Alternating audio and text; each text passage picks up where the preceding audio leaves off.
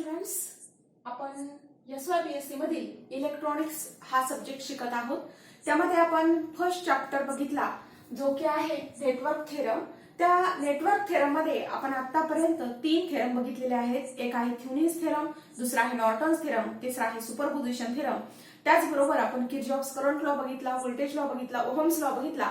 हे सगळे व्हिडिओ जे आहेत ते चॅनलवर ऑलरेडी अपलोड केलेले आहेत, ते तुम्ही बघू शकता. आता पुढचा जो थेरम आहे तो आपण बघणार आहोत मॅक्झिमम पॉवर ट्रान्सफर थेरम. नावामध्येच दिलेला आहे maximum power transfer theorem. Power transfer केली जाते आणि किती, तर मॅक्झिमम जास्तीत जास्त पॉवर आपण कधी ट्रान्सफर करू शकतो. तर काय दिलेलं आहे, दिस थेरम स्टेट्स दॅट, हा थेरम काय सांगतो, maximum power will be delivered to a load. आपण जो लोड जोडणार आहोत सर्किटला किंवा जे अप्लायन्स जोडणार आहोत, जे ऍप्लिकेशन आपल्याकडे असणार आहे ते त्या सर्किटला जोडल्याच्या नंतर मॅक्झिमम पॉवर कधी ट्रान्सफर केली जाईल, तर if the load resistance connected to the network, जो आपण लोड रेझिस्टन्स किंवा अप्लायन्सचा जो रेझिस्टन्स असणार आहे जो आपण नेटवर्कला जोडणार आहोत, is equal to the internal resistance of the network delivering the power. तो कशा इतका असणार आहे, तर ते उरलेलं जे सर्किट असणार आहे त्या सर्किटच्या टोटल इंटरनल रेझिस्टन्स इतका तो असणार आहे. खूप सोपा थेरम आहे की हा थेरम काय सांगतो की maximum power get transfer to the load resistance if the load resistance is equal to the internal resistance of the circuit who delivers the power. Okay, सोपा थेरम आहे. आता बघा, या ठिकाणी एक नेटवर्क दाखवलेला आहे. यामध्ये आपली सर्किट डायग्राम असणार आहे, व्होल्टेजेस असतील वेगवेगळ्या प्रकारचे, करंट सोर्सेस असणार आहेत आणि या ठिकाणी तुम्ही काय केलेलं आहे, तर लोड जोडलेला आहे. ओके, म्हणजे तुमचं ऍप्लिकेशन जे आहे तुम्ही त्या या 2A आणि B पॉइंटच्या मध्ये जोडणार आहात. आपण ऑलरेडी थ्युनिस थेरम मध्ये आणि नॉर्टन्स थेरम मध्ये बघितलेलं आहे की हे नेटवर्क आपण एक्झॅक्टली इक्विव्हॅलंट नेटवर्कने चेंज करू शकतो. कशा पद्धतीने, तर बघा थ्युनिस थेरम मध्ये आपण बघितलं की या नेटवर्क मध्ये कितीही व्होल्टेजेस असू द्या, कितीही करंट सोर्सेस असू द्या, कितीही रेझिस्टन्सेस असू द्या, त्याऐवजी आपण या पूर्ण नेटवर्कच्या ऐवजी असं एक नेटवर्क घेऊ शकतो की ज्यामध्ये एकच व्होल्टेज आणि एकच रेझिस्टन्स हे सिरीज मध्ये जोडलेले असतील आणि मग A आणि B पॉइंटच्या मध्ये नंतर तुमचा जो लोड रेझिस्टन्स असेल, जे पण ऍप्लिकेशन असेल ते आपण इथे जोडून देतो. आता बघा, या सर्किट मध्ये म्हणजे या सर्किट पासून आपण अशा प्रकारचं सर्किट मिळवू शकतो खूप इझिली स्टेप्स फॉलो केल्याच्या नंतर.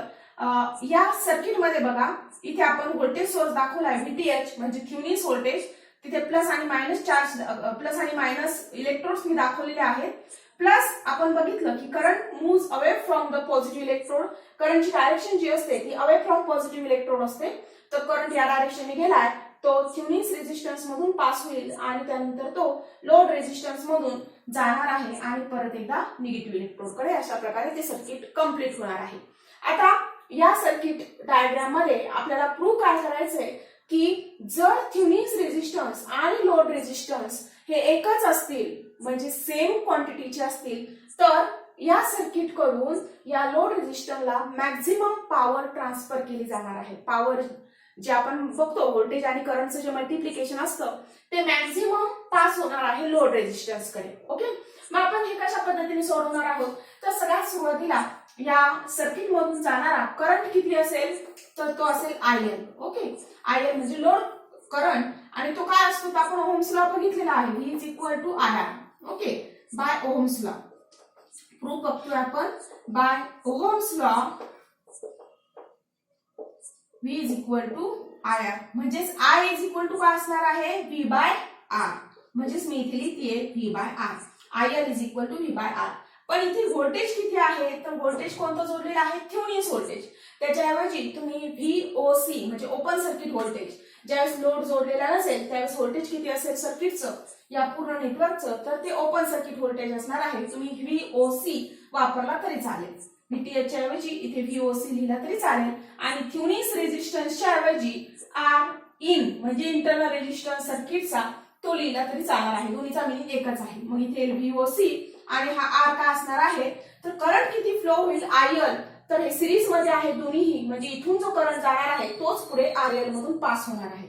म्हणजेच याचा अर्थ रेझिस्टन्स आपल्याला टोटल रेझिस्टन्स वापरावा लागणार आहे आणि तो टोटल रेझिस्टन्स किती असणार आहे, तर तो असणार आहे RIN प्लस RL, कारण ते दोन्ही सिरीज मध्ये आहे.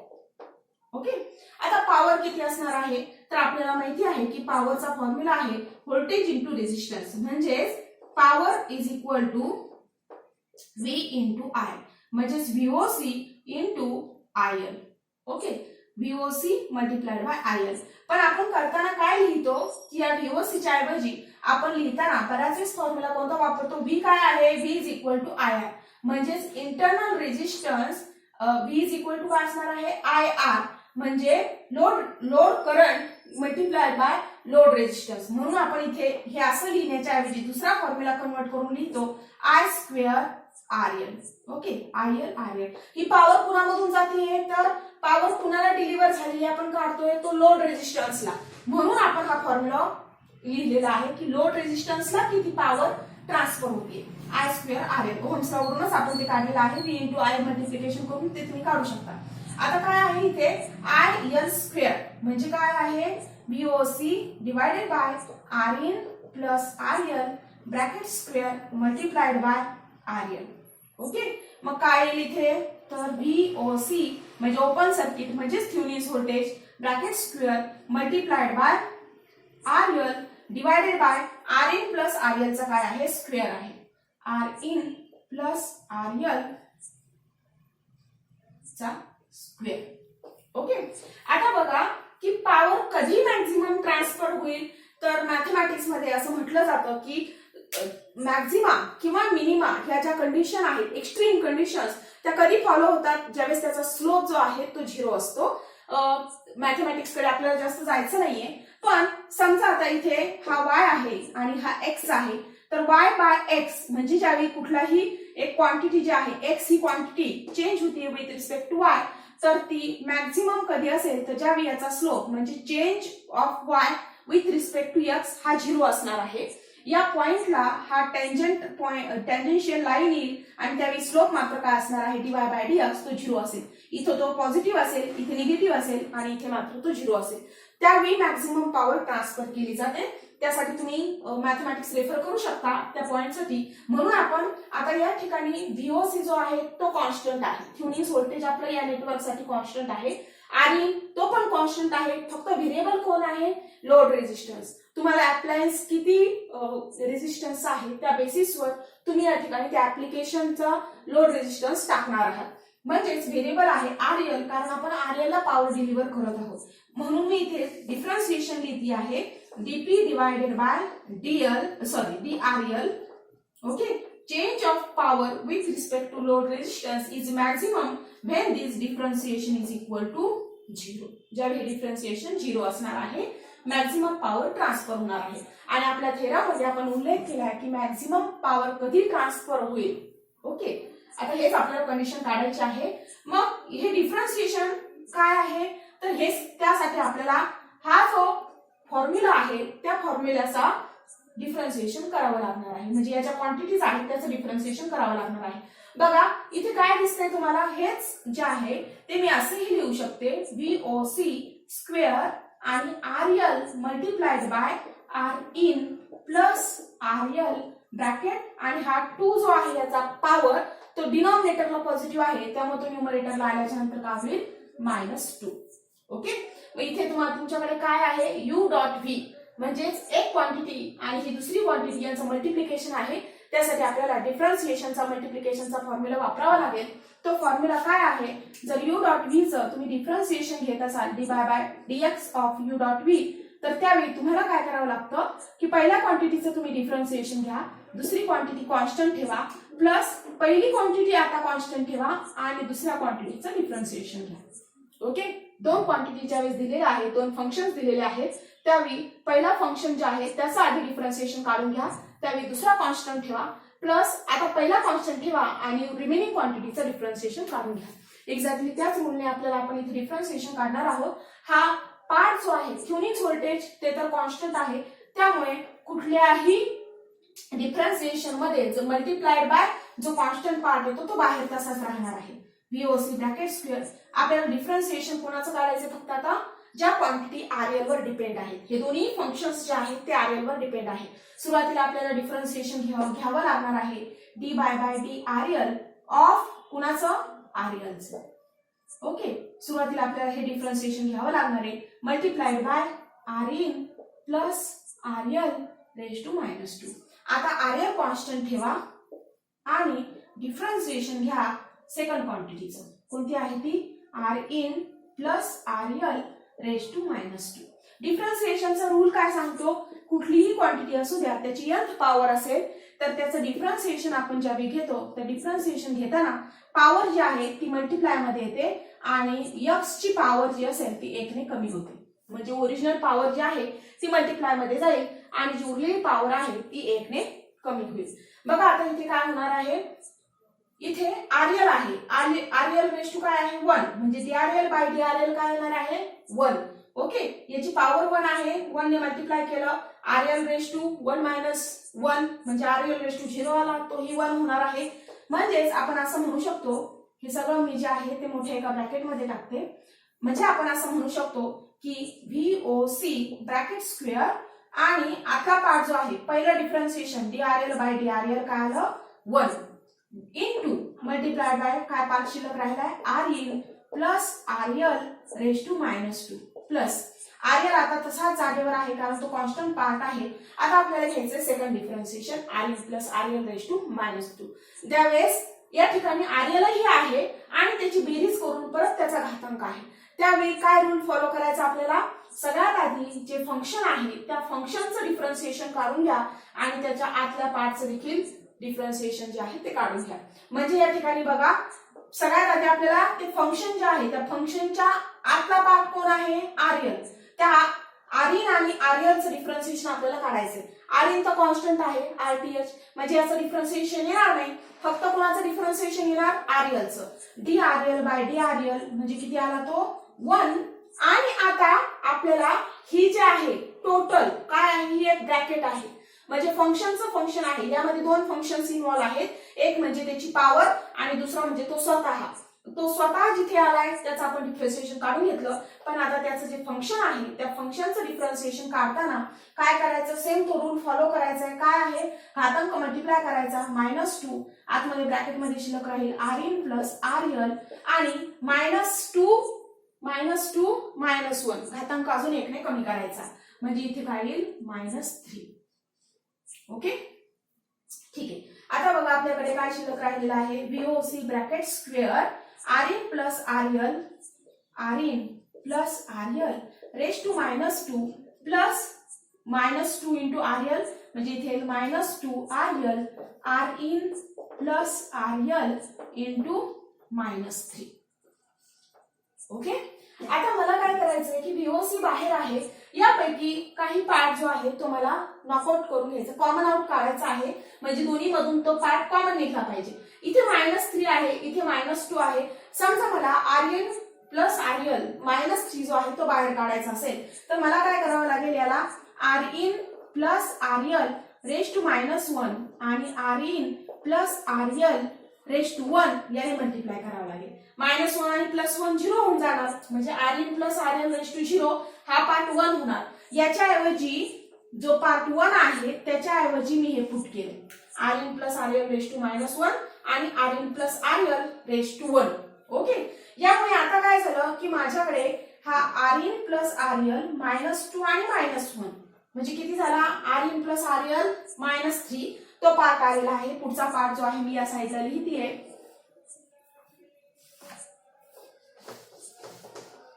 बघा काय येतोय, इथे येईल डीपी बाय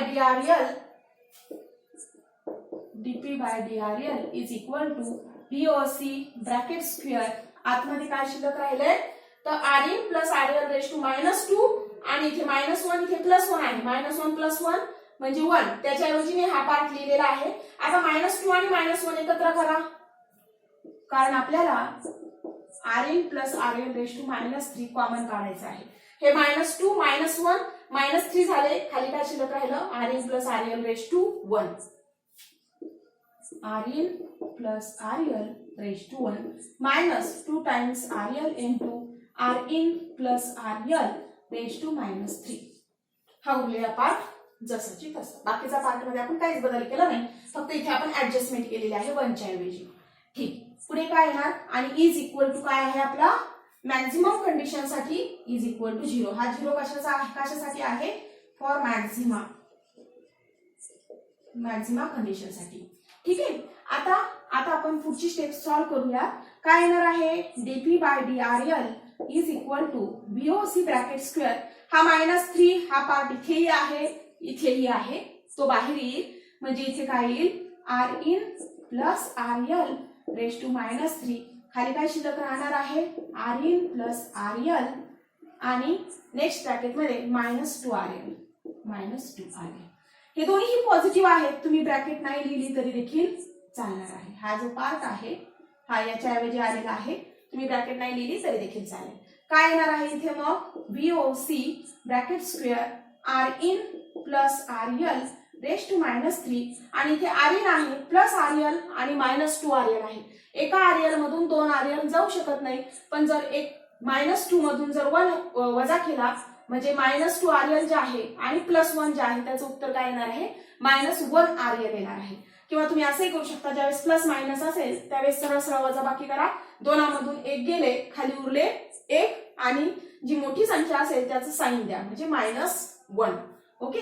हा आर इन मात्र जसाची तसा राहणार आहे आर इन आणि ह्या दोन्हीची जी वजाबाकी आहे ती काय येणार आहे? -RL. ठीक आहे. मग हेच इज इक्वल टू आपला 0 राहिलेला. ओके.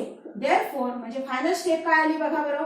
VOC ब्रॅकेट स्क्वेअर हा R in -RL divided by हा -3 आहे.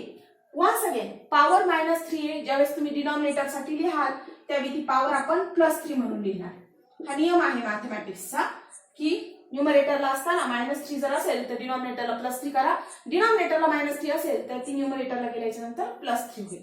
ओके. Is equal to 0. ठीक आहे. आता बघा हा जो राईट साइडचा पार्ट आहे तो पुढे गेला तर इथे डिवाइड मध्ये आहे, तो राईट साइडला गेल्याच्या नंतर तो मल्टिप्लाय होईल. हा पार्ट इथे गेला, मल्टिप्लिकेशन काय येणार? 0 multiplied by this part is equal to 0. Okay. मग खाली काय शिल्लक राहिलं? तर VOC bracket square R in -RL is equal to 0.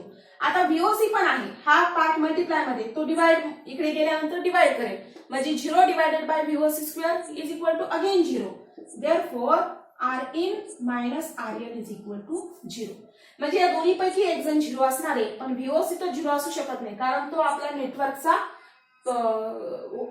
Voltage आहे, ती बॅटरी आहे आपण सप्लाय केली. जर बॅटरीच नसेल तर काय त्याचा उपयोग नाही, तर पॉवर 0 ट्रान्सफर होणार आहे.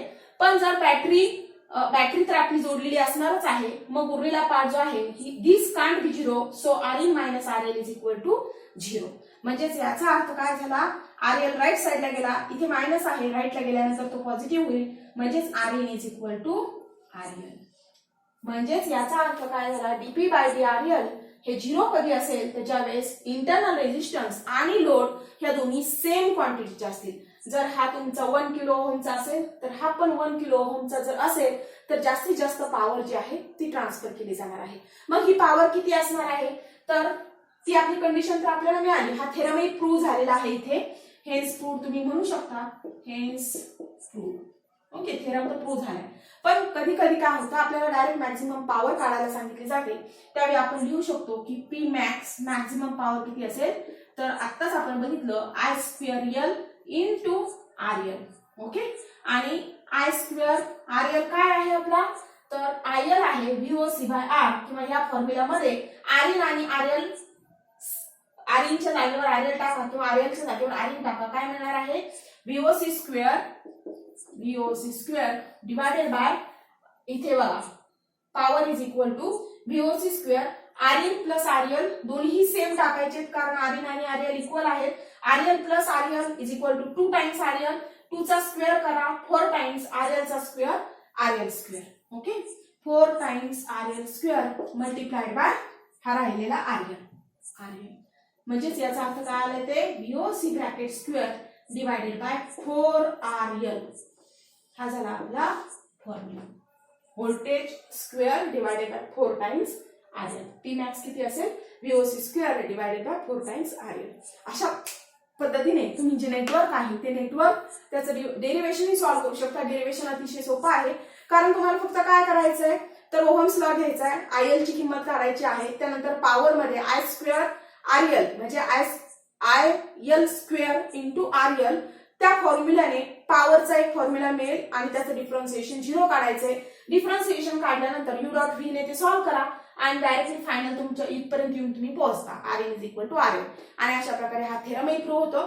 याचं जे डेरिव्हेशन आहे ते 4 मार्क्ससाठी विचारलं जाऊ शकतं आणि त्यावरचा प्रॉब्लेम जो आहे तो देखील 3 ते 4 मार्क्ससाठी विचारला जाऊ शकतो. प्रॉब्लेम मध्ये तुम्हाला डायरेक्टली फक्त काय असतं तर मॅक्झिमम पॉवर ट्रान्सफर करण्यासाठी एक तर रेझिस्टन्स किती असेल तो काढायला सांगितला जातो की किती रेझिस्टन्स पास केल्याच्या नंतर तुम्हाला पॉवर जी आहे ती मॅक्झिमम मिळणार आहे. किंवा मग डायरेक्टली असाही प्रॉब्लेम विचारला जाऊ शकतो की मॅक्झिमम किती पॉवर ट्रान्सफर होऊ शकते या सर्किट मधून. तर या प्रकारचे प्रॉब्लेम जे आहेत त्याची आपण प्रॅक्टिस घेणार आहोत. नेक्स्ट जे लेक्चर असेल त्यामध्ये आपण तशा प्रकारचे प्रॉब्लेम जे आहेत ते सॉल्व्ह करून घेऊया. ओके, थेरम खूप सोपा आहे. मॅक्झिमम पॉवर तेव्हाच ट्रान्सफर होईल जेव्हा त्याचा इंटरनल रेझिस्टन्स नेटवर्कचा म्हणजे जो नेटवर्क त्याला पॉवर डिलिव्हर करणार आहे त्या नेटवर्कचा इंटरनल रेझिस्टन्स आणि ज्याला डिलिव्हर करणार आहे म्हणजे तो लोड रेझिस्टन्स हे दोन्हीही इक्वल असतील त्यावेळी. ओके, व्हिडिओ जर आवडला असेल तर लाईक करा, सबस्क्राईब करा. थँक्यू.